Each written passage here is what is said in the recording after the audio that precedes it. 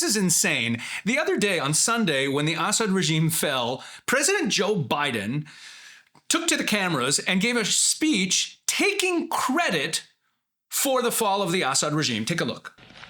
You know, for years, the main backers of Assad have been Iran, Hezbollah, and Russia.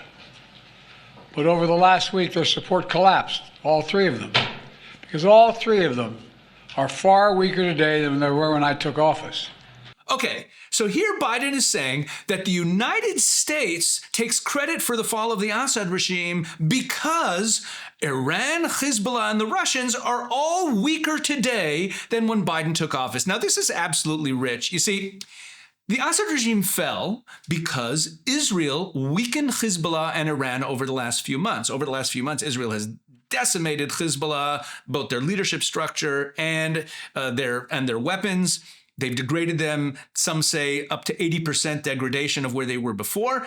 Israel has also taken out a lot of Iranian positions in Syria and, of course, famously bombed the Iranian missile defense systems and has been threatening to take down the Iranian regime. So yes, it's true, Iran and Hezbollah and Hamas are all far weaker today than they were when Biden took office. But here's where it gets really rich.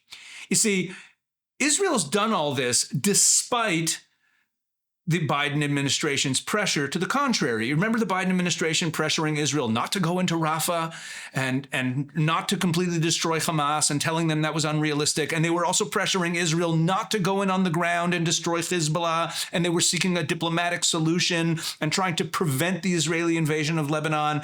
And of course, they were trying to minimize the scope and scale of Israel's retaliation against Iran. The Biden administration has done everything in their power over the course of this war to prevent the degradation of Hamas, Hezbollah, and Iran. And now here's Biden taking credit for it. But the truth is, maybe Biden's right.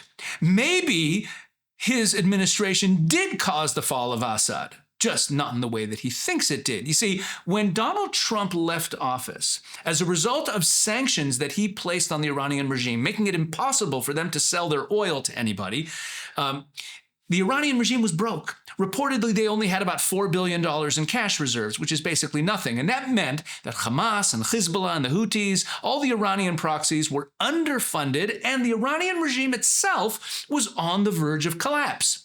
Along comes Biden, and right after taking office, he stopped enforcing the sanctions, allowing Iran to sell their oil everywhere. Iran then signed a 25-year output deal with the Chinese Communist Party, and since that time has sold over $100 billion of their oil to the Chinese alone, not to mention other countries that are now buying Iranian oil as well. This allowed Iran to fund Hezbollah, to fund Hamas, and to build up their power base in Syria, which led in turn to the October 7th attacks that never would have happened had Iran not had the resources to do that.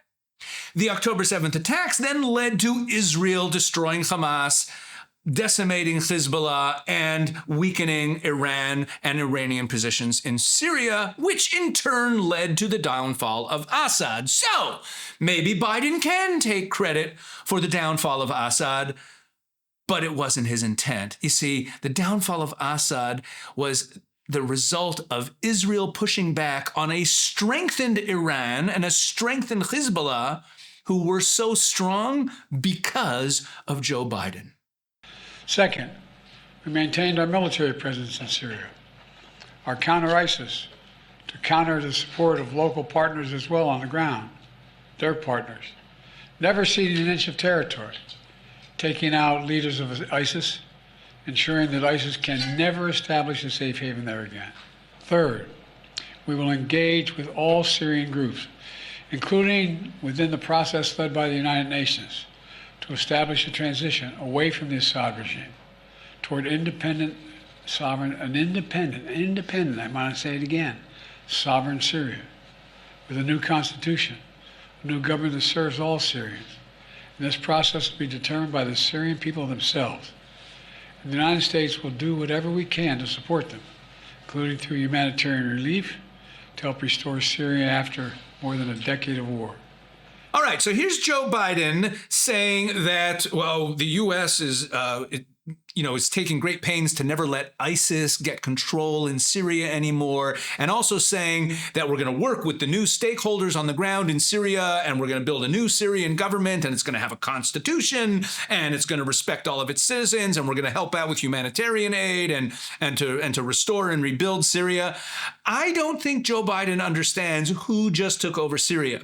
The guy in charge is named Abu Muhammad al-Julani, and here's the background. In 2012, he was tasked with starting the new Al-Qaeda branch. Remember Al-Qaeda, the terrorists? Remember the 9/11? Starting the Al-Qaeda jihadist branch in Syria. And he did. He started it. And then it was announced to the public in 2013 that it was called Jabhat al-Nusra. It was announced that Jabhat al-Nusra is in fact al-Qaeda. The United States, of course, then designated Jabhat al-Nusra a terrorist organization. So what did he do? What did Julani do? He changed the name of the group twice. He first changed it to Fatah al-Sham, and then he changed it in January 2017 to Hayat Tahrir al-Sham, the Organization for the Liberation of the Levant. And at the time that he changed the name, the U.S. Embassy in Syria tweeted the following. The core of HTS, that's the new organization, is al-Nusra, a designated terrorist organization. This designation applies regardless of what name it uses or what groups merge into it. It is a merger, and any group that merges into it becomes part of al-Qaeda's Syrian network. In other words, the group that has just taken power in Syria with the fall of Assad is designated by the U.S. government as Al-Qaeda Syria.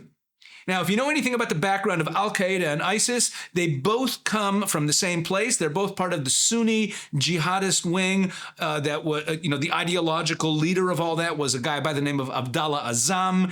So he was both instrumental in the starting of Hamas, and his students started ISIS, and one of his students was a guy by the name of Osama bin Laden. That is who has just taken over Syria. So this guy Julani, who I should also add, the U.S. government has a $10 million bounty on his head because he's a murderous terrorist.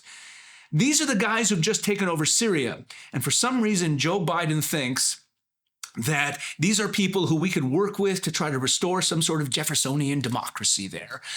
He's clearly out to lunch. And frankly, this is very dangerous. If the United States has any designs on getting involved in propping up or funding through humanitarian aid this jihadist regime in Syria, then, we got big problems here. And it really shows that the Biden administration has either no understanding or is just simply gaslighting and obfuscating what's actually going on here in the Middle East.